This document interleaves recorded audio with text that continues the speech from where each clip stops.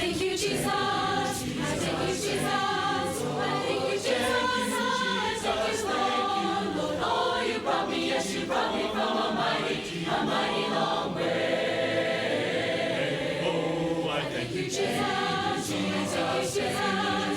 thank you, Jesus. I thank you, Lord. You brought me from a mighty long way. You've been my mother. You've been my sister, my brother. Thank you, Lord. You brought me from a mighty long way. You're my sister and my brother, Father. My all and all. Oh, Lord, I Thank you, Jesus. I thank you, Jesus. I thank you, Lord. I know you brought me, yes, you brought me from a mighty long way. And my keeper, day by day. Thank you, Jesus. I thank you, Lord. You brought me, yes, you brought me from a mighty long way. Oh, Lord, I thank you, Jesus. I thank you, Jesus. I thank you, Lord. You know you brought me, yes, you brought me from a mighty long way. And my keeper, day by day. Thank you, Jesus. I thank you, Lord. You brought me, yes, you brought me from a mighty long way. Thank you, Jesus. I thank you, Lord. Thank you, Lord. Thank you, Jesus. I thank you, Lord. Brought me from a mighty long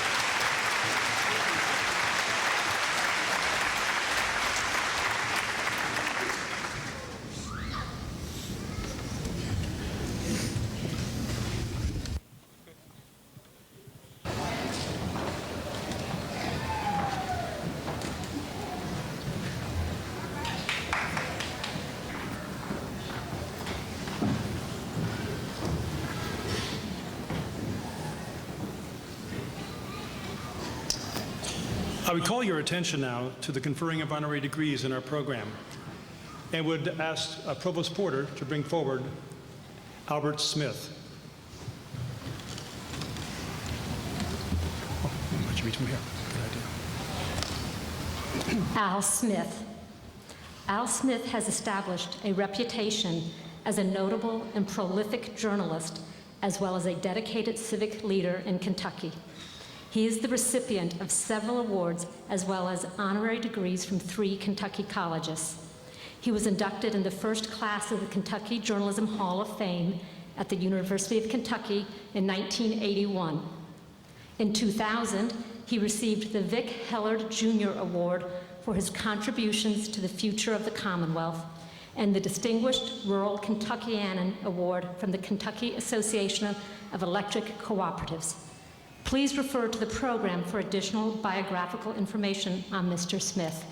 On behalf of the college, I now recommend Al Smith for the honorary degree of Doctor of Humane Letters. Thank you.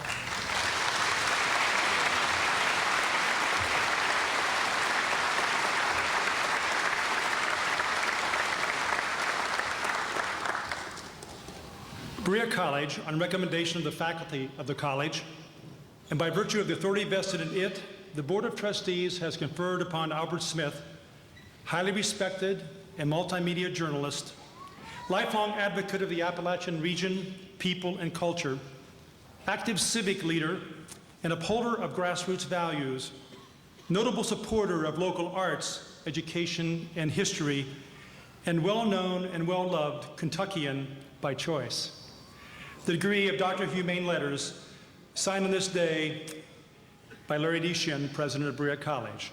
Al, Thank you. congratulations. Thank you very much. Thank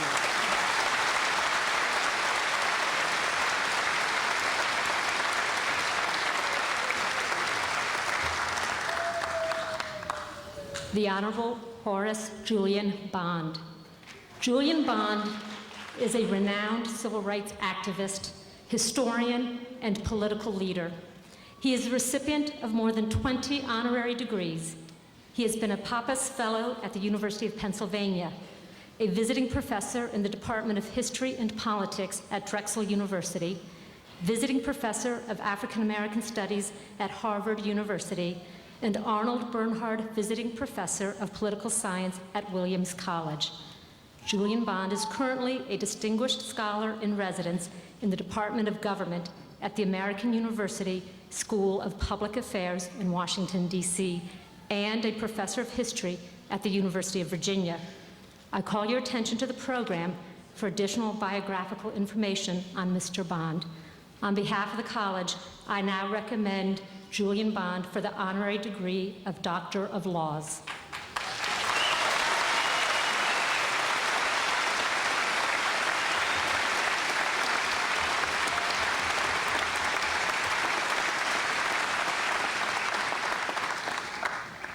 Berea College, on recommendation of the faculty of the college, and by virtue of the authority vested in it, the Board of Trustees has conferred upon the Honorable Horace Julian Bond, renowned civil rights activist and historian, dynamic political pioneer in Georgia and in the nation, dedicated educator and mentor of the young, prolific and sought-after writer and speaker, and steadfast proponent of peace with justice for all, and proud purveyor of his family's legacy, the degree Doctor of Arts, signed on this day by Larry D. Shin, President of the college. Congratulations.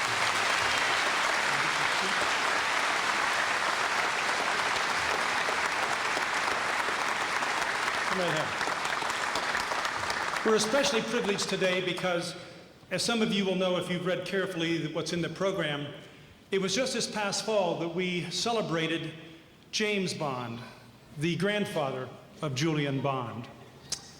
James Bond was a graduate of Berea College who went on to considerable noble achievements in both ministry but also in education, and especially education of blacks beyond the day law here in Kentucky.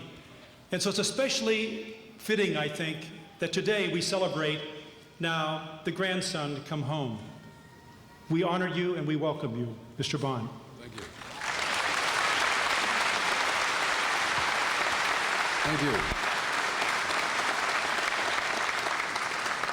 Thank you, Mr. President, to the trustees, members of the faculty, administrators, parents, family members, friends, and most importantly, graduates. It's a high honor to have been asked to speak here today. Now, ceremonies like this one inevitably call to mind my first graduation from high school many, many years ago. The speaker then was the late Mordecai Johnson. He was president of Howard University. And he spoke in the hot afternoon sun without notes for 2 hours. And I thought as I sat where you sit now, someday I'll get a chance to do that. Luckily for you, this is not that day. But it is, however, the occasion for congratulations to you and reflections from me. I am the grandson of a slave. My grandfather was born here in Kentucky in 1863. Because of that, freedom didn't come for him until the 13th Amendment was ratified in 1865. He and his mother were property, like a horse or chair. As a young girl, she'd been given away as a wedding present to a new bride. And when that bride became pregnant, her husband, that's my great-grandmother's owner and master, exercised his right to take his wife slave as his mistress. That union produced 2 children, one of them my grandfather. Now, your presence here today attests to the value you place on education and your willingness to make sacrifices to obtain it. The same was true for my grandfather, who came to this very place. But it was a visit to the White Jarvis family, for whom his mother worked, by Berea President E.H. Fairchild, that convinced 15-year-old James Bond to come to school here. Fairchild preached a sermon in a log cabin schoolhouse, and James Bond later wrote, "He appeared to be rather warm and was perspiring freely. My mother was sitting nearby, and true to her instinct to find an opportunity to render some sort of service, thoughtfully handed him a fan, made in the fashion of those days, from the wing of a turkey. Was her act prophetic of the time soon to come, when her son should look in wide-eyed wonder at the glories of Berea College as he entered her doors as a raw student from the hills? I do remember that the sight of President Fairchild made me make up my mind then and there to go to Berea College, to get an education, to make a man of myself. And I remember also that when President Fairchild returned to Berea, he sent my mother a box of books which gave my brother and me plenty of reading for a year to come. The set of books became like a circulating library for the whole community, white and colored alike. So widely was it used by these people hungry for information and diversion. From that day on, I dreamed of Berea, thought of it constantly, and finally, with the aid of my mother, was able to put my resolution to operation. I was 16 years old.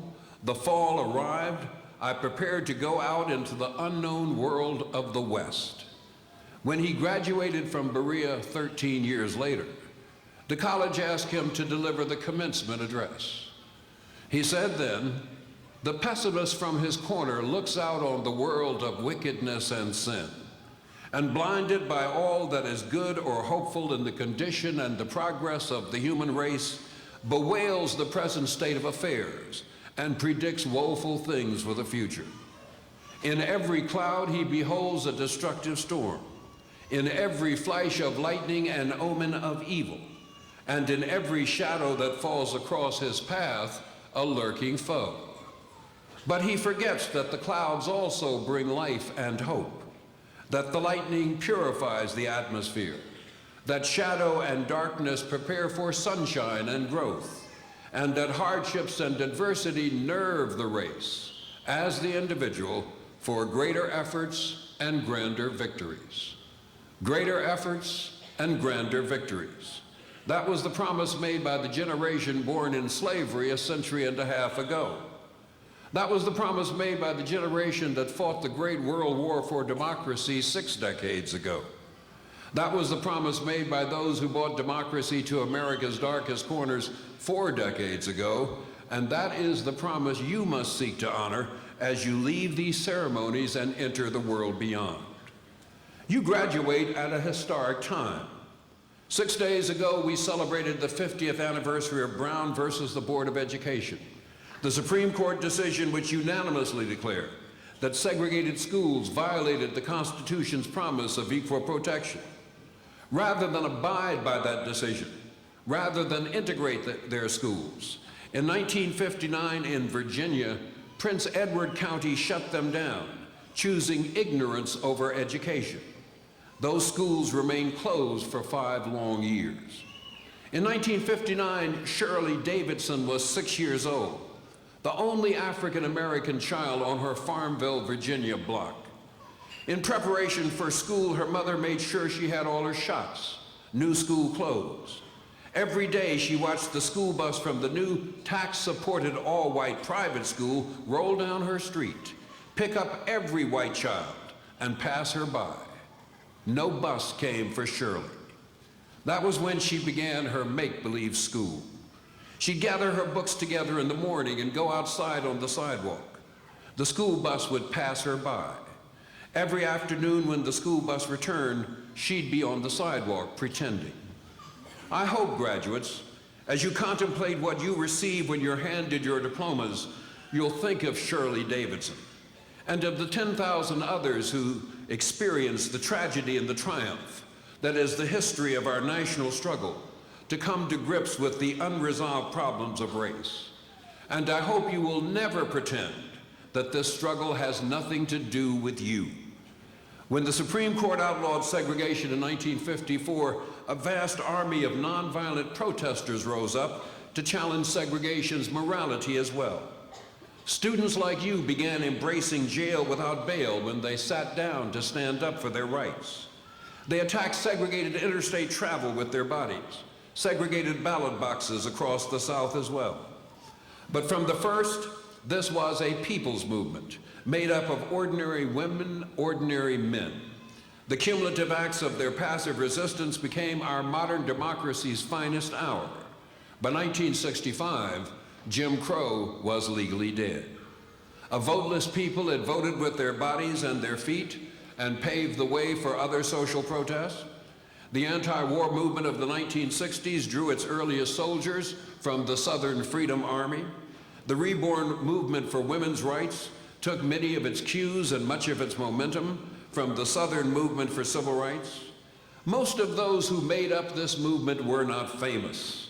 They were faceless. They were not the noted, they were the nameless. Marchers with tired feet, protesters beaten back by billy clubs and fire hoses, unknown women, men who risked job, home, school, and life. As we honor you graduates today for what you have achieved, so should you honor them for what they achieved for you. They helped you learn how to be free. They gave you the freedom to enter the larger world protected from its worst abuses. If you are black or female, their struggles prevent your race or gender from being the arbitrary handicap today it was then. If you belong to an ethnic minority or are disabled, your ethnicity or disability can't be used now to discriminate against you as it was then. If you're Christian or Muslim or Jewish, your faith cannot be an impediment to your success. And as you grow older, and you will, because of what they did then, you'll be able to work as long as you are able.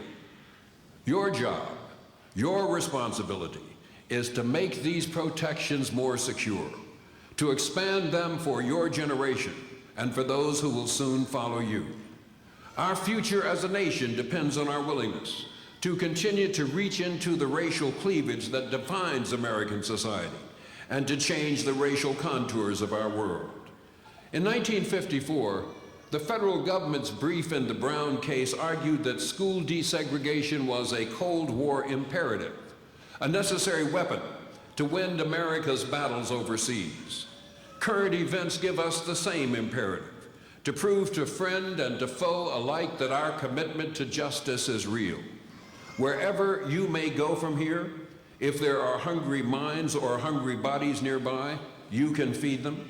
If there are precincts of the powerless poor nearby, you can organize them. If there is racial or ethnic injustice, you can attack and destroy it. By this ritual today, you're about to be officially enrolled in an elite within our nation, the community of educated women and men. As you go forward from this place, we all hope that you will do well, but I hope you will also do good. You must place interest in principle above interest on principle. An early attempt at ending illiteracy in the South developed a slogan that was also their method: each one, teach one, until all could read. Perhaps your slogan could be each one, reach one. Each one, reach one till all are registered and voting. Each one, reach one till all are productive citizens of our world. Each one, reach one till the weak are strong and the sick are healed. Each one, reach one until your problem is mine, until mine is yours. But it's not enough just to not do evil. It's not enough just to do good. It may be helpful to think about your task in this way. Two men sitting by the side of the river see to their great surprise a baby come floating by. They jump in and save the child, and to their horror, another child comes down the stream. They jump in the water a second time, and when they've rescued that baby, a third child comes floating by. One of the men jumps in the water a third time. The other man begins to run upstream. "Come back," says the man in the water, "we've got to save this child." "You save it," says the running man. "I'm going to find out who's throwing babies in the water, and I'm going to make him stop." Now, I recently heard Professor Lonnie Guinier say that racial minorities serve society like the canaries that miners used to carry to warn them when the underground air was becoming too toxic to breathe. But too many people today want to put gas masks on the canaries instead of taking the poison out of the air. Too many people want to put life preservers on the babies instead of stopping them from being thrown in a dangerous, treacherous flood. As you aspire to greater efforts and grander victories, you must be prepared to offer not just love, but justice. Not gas masks, but pure air. Not life preservers, but an end to throwing babies away. None of this is easy work, but you all know what hard work is. That's what brought you here today. I urge you to continue to do and to be your best, to apply your talents not just to bettering yourselves, not just to doing social service, but also to bringing social justice. If my grandfather were here, I think he'd ask now, what did you do with your freedom? Someday someone will ask you, what did you do with your education? Be sure you have an answer. The world you're going into is much larger than mine was when I sat where you sit. You can go places, you can do things that I could not dream of. But your world is also much smaller too. If we could squeeze the world's population into a village of only 100 people, keeping all existing ratios the same, there'd be 57 Asians, 21 Europeans, 14 from the Western Hemisphere, both North and South, and 8 Africans. 52 of the 100 people would be female. 70 would be non-white. 70 would not be Christians. 6 of the 100 people would own 59% of all the wealth in the world, and all 6 would be from the United States. 80 of the 100 would live in substandard housing. 70 would be unable to read and write. 50 would suffer from malnutrition. 1 would own a computer. 1 would have a college education. You see how important, how special you are to your family, to your nation, and to your world. That world is waiting for you. It needs the best you have to offer. Congratulations.